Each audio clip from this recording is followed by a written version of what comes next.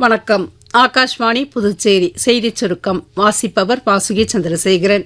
முன்னாள் பிரதமர் இந்திரா காந்தியின் பிறந்த நாளான இன்று சம்விதான் சதனின் மைய மண்டபத்தில் மக்களவை சபாநாயகர் திரு ஓம் பிர்லா மற்றும் நாடாளுமன்ற விவகாரங்கள் துறை அமைச்சர் திரு கிரண் ரிஜிஜு ஆகியோர் அஞ்சலி செலுத்தினர்.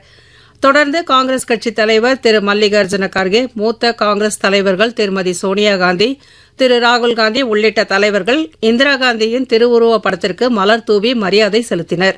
மத்திய நிதி அமைச்சர் திருமதி நிர்மலா சீதாராமன் இன்று புதுடெல்லியில் 2026-27 நிதியாண்டிற்கான மத்திய பட்ஜெட் தொடர்பாக வங்கி, நிதி சேவைகள் மற்றும் காப்பீட்டுத்துறை நிபுணர்களுடன் ஆலோசனை நடத்தினார்.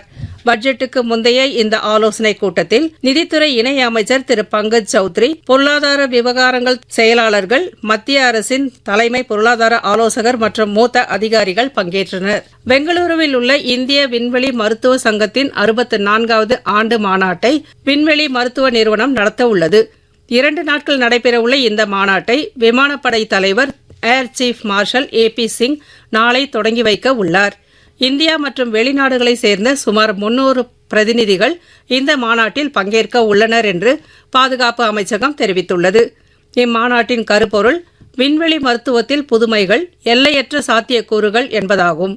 புதுச்சேரியில் முன்னாள் பிரதமர் இந்திரா காந்தியின் பிறந்தநாளையொட்டி அவரது திருவுருவ சிலைக்கு துணைநிலை ஆளுநர் திரு கைலாஷ்நாதன், முதலமைச்சர் திரு ரங்கசாமி மற்றும் அமைச்சர்கள், அரசு அதிகாரிகள் உள்ளிட்டோர் மாலை அணிவித்து மரியாதை செலுத்தினர். தொடர்ந்து அனைவரும் தேசிய ஒருமைப்பாட்டு உறுதிமொழி எடுத்துக் கொண்டனர்.